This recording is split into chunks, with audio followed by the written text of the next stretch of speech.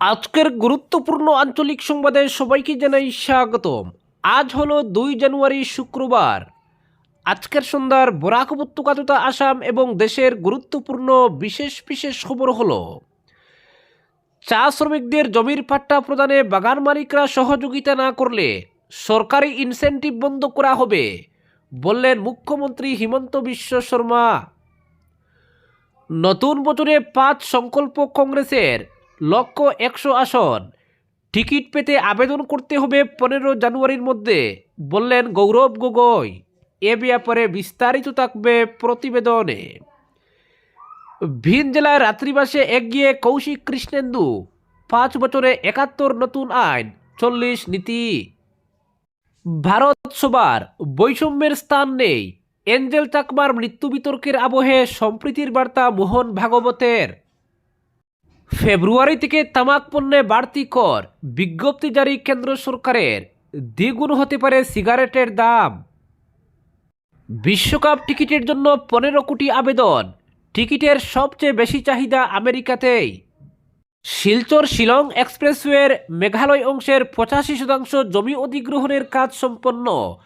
আসামেও চলছে দ্রুতগতিতে অধিগ্রহণ, বললেন রবি কুটা। বছরের প্রথম দিনে কালাইনচড়ায় আটক 2 শিশুসহ 9 রোহিঙ্গা অনুপ্রবেশকারী। গোল্ড মেডেল পেলেন পার্থপ্রতিম দাস এবং প্রণব মিলি। এবং সর্বশেষ খবরটি হলো, শিলচর আগরতলা ট্রেনের এলএইচবি কোচের ফ্ল্যাগ অফ করলেন কনাথ পরিমল। এবারে শুনুন বিস্তারিত খবর। চা বাগানের শ্রমিকদের জমির পাট্টা দেওয়ার সিদ্ধান্ত নিয়েছে রাজ্য সরকার। এজন্য প্রয়োজনীয় আইন ও বিধানসভায় সংশোধন করা হয়েছে। চা বাগান শ্রমিকদের জমির পাট্টা দেওয়ার ক্ষেত্রে বাগান মালিকদের সহযোগিতা চেয়েছে রাজ্য সরকার। চা শ্রমিকদের জন্য জমি ছেড়ে দেওয়া না হলে চা বাগান মালিকদের বিরুদ্ধে কঠোর হবে রাজ্য সরকার। নতুন দিনের আলাপ শীর্ষক অনুষ্ঠানে চা বাগান মালিকদের উদ্দেশ্যে এমন কঠোর বার্তা দিলেন মুখ্যমন্ত্রী।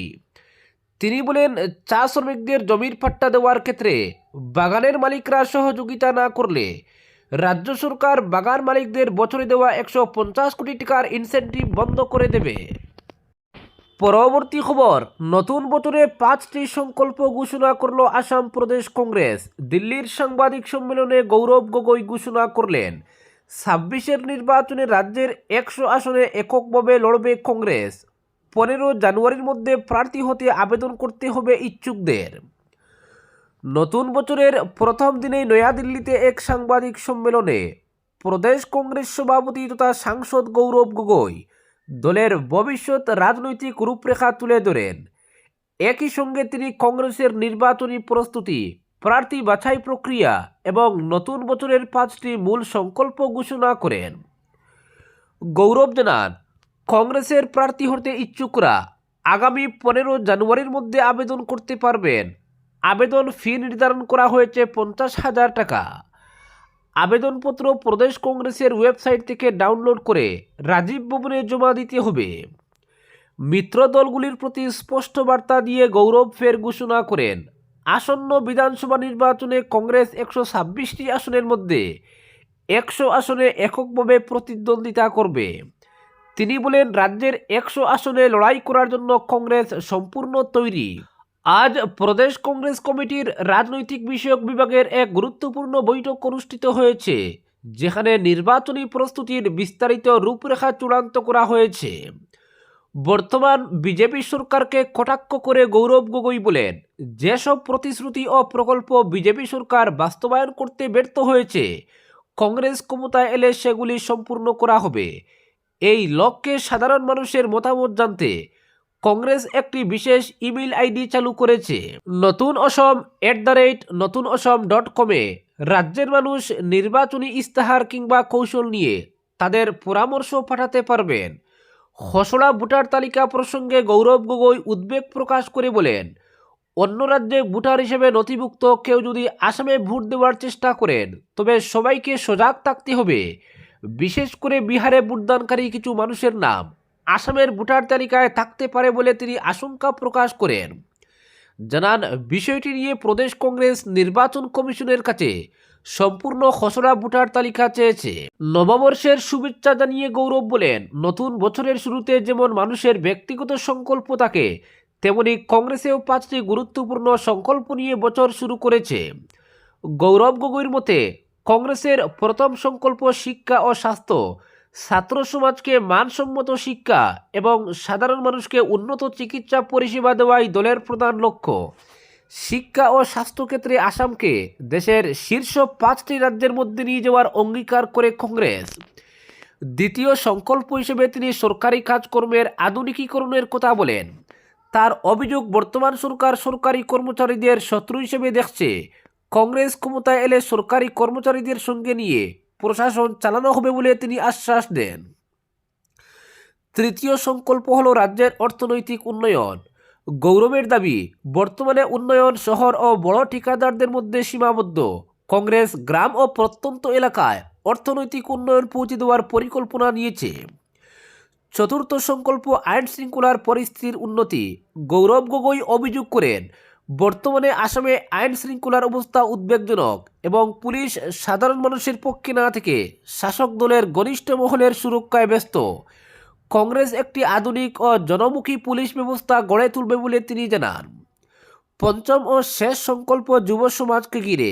গৌরবের ভাষ্য, কংগ্রেস যুবকদের মাদকাসক্তির ভয়াবহ গ্রাস থেকে মুক্ত করার লক্ষ্য নিয়েছে। পাশাপাশি দক্ষতা উন্নয়ন, কর্মসংস্থান এবং খেলাধুলা ভিত্তিক সংস্কৃতি গড়ে তোলার উপর বিশেষ গুরুত্ব দেওয়া হবে। নতুন বছরের প্রথম দিনেই এই 5টি সংকল্পের মাধ্যমে কংগ্রেস আসামের রাজনীতিতে নতুন দিশা দিতে চায় বলে গৌরব গগৈ মন্তব্য করেন। পরবর্তী খবর, 3 জেলায় রাত্রিবাসে এগিয়ে কৌশিক কৃষ্ণেন্দু। তার সরকার যে পুরোমাত্রায় প্রোঅ্যাক্টিভ, বছরের প্রথম দিন সেটাই পরিসংখ্যান দিয়ে তুলে ধরলেন হিমন্ত বিশ্ব শর্মা।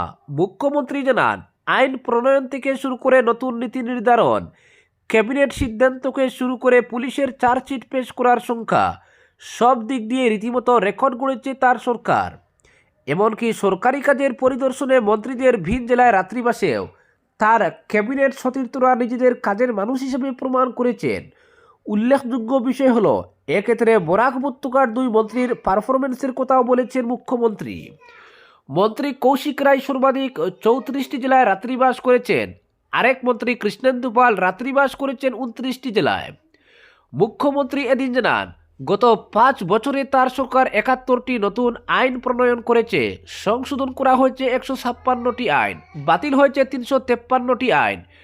পাশাপাশি তার সরকার নতুন 40টি নীতি প্রণয়ন করেছে। গত 5 বছরে ক্যাবিনেট বৈঠক হয়েছে 188টি। ক্যাবিনেটে সিদ্ধান্ত নেওয়া হয়েছে 2589টি। অন্যদিকে কেন্দ্র সরকার যে 3টি নতুন ক্রিমিনাল অ্যাক্ট প্রণয়ন করেছে, সেগুলোর প্রয়োগের ক্ষেত্রে সারা দেশের মধ্যে আসাম রয়েছে শীর্ষস্থানে। অপরাধের সংখ্যাও রাজ্যে উল্লেখযোগ্য হারে কমেছে, জানান মুখ্যমন্ত্রী। 2021 সালে সারা রাজ্যে এফআইআর হয়েছিল মোট 1,33,239টি। এবছর সেটা কমে এসে দাঁড়িয়েছে 43,748-এ। এফআইআর হওয়ার 3 মাসের মধ্যে চার্জশিট জমা দেওয়ার হার বেড়ে দাঁড়িয়েছে 81%। 2021 সালে আদালতে মামলা নিষ্পত্তির হার যেখানে ছিল মাত্র 6%, 2025 সালে তা বেড়ে দাঁড়িয়েছে 26.38%। এক্ষেত্রে জাতীয় হার 35%। পরবর্তী খবর, পুলিশ প্রশাসনে উল্লেখযোগ্য অবদানের জন্য আসামের ডিজিপির তরফে কমেন্ডেশন গোল্ড মেডেল পেলেন কাছাড়ের পুলিশ সুপার পার্থ প্রতিম দাস এবং গুমরা পুলিশ ইনভেস্টিগেশন সেন্টারের ইনচার্জ এসআই প্রণব মিলি। 31 ডিসেম্বর এ সংক্রান্ত তালিকা প্রকাশিত হয়েছে। মূলত আইন শৃঙ্খলাজনিত পরিস্থিতি মোকাবিলায় উল্লেখযোগ্য ভূমিকা পালন করার ক্ষেত্রে প্রতি বছরই ডিজিপির পক্ষ থেকে এ ধরনের পুরস্কার প্রদান করা হয়। গত বছরে শ্রীভূমি জেলায় এক্ষেত্রে উল্লেখযোগ্য অবদান রাখার জন্যই এসএসপি পার্থ প্রতিম দাস ও এসআই প্রণব মিলিকে পুরস্কার দেওয়া হয়েছে। পরবর্তী খবর, নতুন বছরের শুরুতেই তামাকজাত পণ্যের দাম এক ধাক্কায় অনেকটা বাড়তে চলেছে। মোদী সরকার বিজ্ঞপ্তি জারি করে জানিয়েছে, আগামী 1 ফেব্রুয়ারি থেকে বিড়ি, সিগারেট, গুটখা, পান মশলা সহ সব ধরনের তামাকজাত পণ্যের উপর নতুন জিএসটি কার্যকর হবে। অর্থমন্ত্রী নির্মলা সীতারমন বাজেটে ঘোষণা করেছিলেন অতিরিক্ত শুল্ক আরোপের কথা। এবার সেই সিদ্ধান্ত কার্যকর হতে চলেছে। তামাকজাত পণ্যকে পাপ পণ্য হিসেবে চিহ্নিত করে কেন্দ্র সরকার জানিয়েছে নতুন কাঠামোয় এগুলি হবে সবচেয়ে দামি। এর মধ্যে রয়েছে তামাক, গুটখা, পান মশলা, মদ এবং কোল্ড ড্রিঙ্ক। গত ডিসেম্বরেই সংসদে দুটি বিল পাস হয়েছিল, যার মাধ্যমে পান মশলায় নতুন শেষ এবং তামাকজাত পণ্যে অতিরিক্ত এক্সাইজ ডিউটির পথ খুলে যায়। নতুন বিজ্ঞপ্তি অনুযায়ী তামাকজাত পণ্যে 40% জিএসটি বসানো হচ্ছে, সঙ্গে থাকছে হেলথ অ্যান্ড ন্যাশনাল সিকিউরিটি সেস এবং অতিরিক্ত এক্সাইজ ডিউটি। আগে 28% করের সঙ্গে ক্ষতিপূরণ শেষ মিলিয়ে মোট করের পরিমাণ ছিল 53%। এবার 3 ধরনের শুল্ক আরোপের পাশাপাশি জিএসটি বৃদ্ধি করায় করের বোঝা আরও বাড়ছে, ফলে সিগারেট ও অন্যান্য তামাকজাত পণ্যের দাম দ্বিগুণ হয়ে যেতে পারে। তবে বিড়ির ক্ষেত্রে দাম তুলনামূলকভাবে কম বাড়বে, কারণ সেখানে জিএসটি হার রাখা হয়েছে 18%। বিশ্বজুড়ে বহু দেশ জনস্বাস্থ্য ও রাজস্ব বৃদ্ধির জন্য এ ধরনের ক্ষতিকারক পণ্যে বেশি কর আরোপ করে। ভারতে ধারাবাহিকভাবে সর্বোচ্চ জিএসটি বসানো হয়েছে তামাকজাত পণ্যে। দেশের মোট রাজস্বের আয় 3% আসে এই খাত থেকে। পরবর্তী খবর, বিশ্বকাপ টিকিটের জন্য 15 কোটি আবেদন। 2026 সালের ফুটবল বিশ্বকাপের টিকিটের দাম আকাশ ছোঁয়া। এই নিয়ে বিশ্বজুড়ে তৈরি হয়েছে তীব্র ক্ষোভ। ইচ্ছা থাকলেও অনেকেই বিশ্বকাপের ম্যাচ দেখতে পাবেন না টিকিটের উচ্চ মূল্যের জন্য। যদিও এই বিষয় নিয়ে মোটেই চিন্তায় নেই ফিফা সভাপতি জিয়ান্নি ইনফান্তিনো। তিনি দুবাইতে একটি অনুষ্ঠানে জানান, ফুটবলের জনপ্রিয়তা আরও বাড়ছে, সেই কারণেই টিকিটের দামও বেড়েছে। ফিফা সভাপতি বলেছেন, ফিফা 60 থেকে 70 লক্ষ টিকিট বাজারে ছেড়েছিল। 15 দিনের মধ্যে টিকিট কেনার জন্য আবেদন পড়েছিল 15 কোটি। প্রতিদিন প্রায় 1 কোটি আবেদন জমা পড়েছিল। এই চাহিদায় বুঝিয়ে দেয় ফুটবলের জনপ্রিয়তা বিশ্বজুড়ে ঠিক কতটা। তবে কিছু বিশেষ টিকিটের দাম কম রাখা হয়েছে, যা সবাই পাবেন না। নির্দিষ্ট সংখ্যক দর্শকের জন্য কম দামের টিকিট রাখা হয়েছে। ইনফান্তিনো জানিয়েছেন, আমেরিকায় যে সমস্ত ম্যাচগুলি হবে সেগুলি কমিয়ে ভারতীয় মুদ্রায় 5,000 টাকা রাখা হয়েছে, তবে তা সকলের জন্য নয়। এগুলি রাখা হয়েছে একনিষ্ঠ দর্শকদের জন্য। ইনফান্তিনোর বক্তব্য, টিকিটের চড়া দামে ফুটবলেরই লাভ হবে, কারণ ফিফার লাভ হলে তা গোটা বিশ্বের মধ্যে ভাগ করে দেওয়া হয়। তিনি আরও বলেন, এই লাভ না হলে বিশ্বের 150 দেশে ফুটবল বন্ধ হয়ে যাবে। লভ্যাংশ থেকেই আমরা বিশ্বের বাকি দেশগুলোর ফুটবলে বিনিয়োগ করি। তিনি জানান, টিকিটের সবচেয়ে বেশি চাহিদা আমেরিকাতেই, এরপর রয়েছে জার্মানি ও ইংল্যান্ড। ইনফান্তিনোর আরও বক্তব্য, বিশ্বকাপের 100 বছরের ইতিহাসে মোট 40 লক্ষ টিকিট বিক্রি হয়েছে। সেখানে আমরা চাইলে গত সপ্তাহে 3 গুণ টিকিট বিক্রি করে ফেলতে পারতাম। পরবর্তী খবর, এবার শিলচর আগরতলা ট্রেনে যুক্ত হলো এলএইচবি কোচ। বছরের প্রথম দিনে এই পথে এলএইচবি কোচের যাত্রা শুরু হলো। বৃহস্পতিবার সকালে শিলচর রেলওয়ে স্টেশনে ট্রেনের ফ্ল্যাগ অফ করেন রাজ্যসভার সাংসদ কোনাদ পুরকায়স্থ এবং শিলচর লোকসভা কেন্দ্রের সাংসদ পরিমল শুক্লবৈদ্য। এতদিন শিলচর আগরতলা শিলচর ট্রেনে ছিল আইসিএফ কোচ। যাত্রীদের সুবিধার কথা মাথায় রেখে আধুনিক সুবিধা সম্পন্ন এলএইচবি কোচ করা হলো। এই ফ্ল্যাগ অফ অনুষ্ঠানে অন্যান্যদের মধ্যে উপস্থিত ছিলেন শিলচরের বিধায়ক দীপায়ন চক্রবর্তী, এনএফএলের এরিয়া ম্যানেজার বি.কে. মিনা, বিজেপির কাছাড় জেলা সভাপতি রূপম সাহা, সহ সভাপতি Abhrajit Chakraborty, station super IC Bikramjit Nath প্রমুখ। স্টেশন চত্বরে ট্রেনের ফ্ল্যাগ অফ অনুষ্ঠানে বক্তব্য পেশ করতে গিয়ে রাজ্যসভার সাংসদ কোনাদ পুরকায়স্থ বলেন, 1996 সালে শিলচর লামডিং ব্রডগেজ সম্প্রসারণের কাজ শুরু হয়।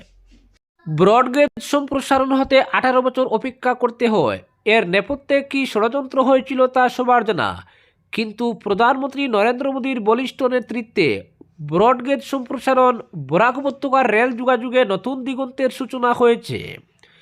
সাম্প্রতিককালে কাঞ্চনজঙ্ঘা শিলচর রঙ্গিয়া এক্সপ্রেসের পর এবার শিলচর আগরতলা ট্রেনেও এলএইচবি কোচ যুক্ত হয়েছে।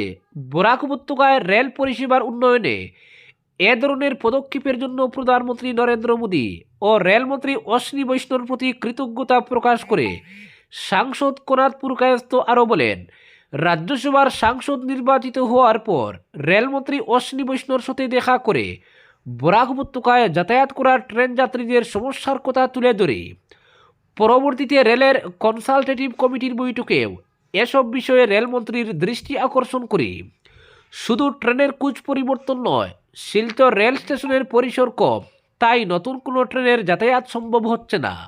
শহরতলির ছোট দুধপাতির এলাকায় নতুন একটি রেল স্টেশন নির্মাণের প্রস্তাব দিয়েছে। ইতিবাচক মনোভাব নিয়ে রেল মন্ত্রক বিষয়টি বিবেচনা করবে বলে আমার বিশ্বাস। আজকের বিশেষ সংবাদ এখানেই সমাপ্ত।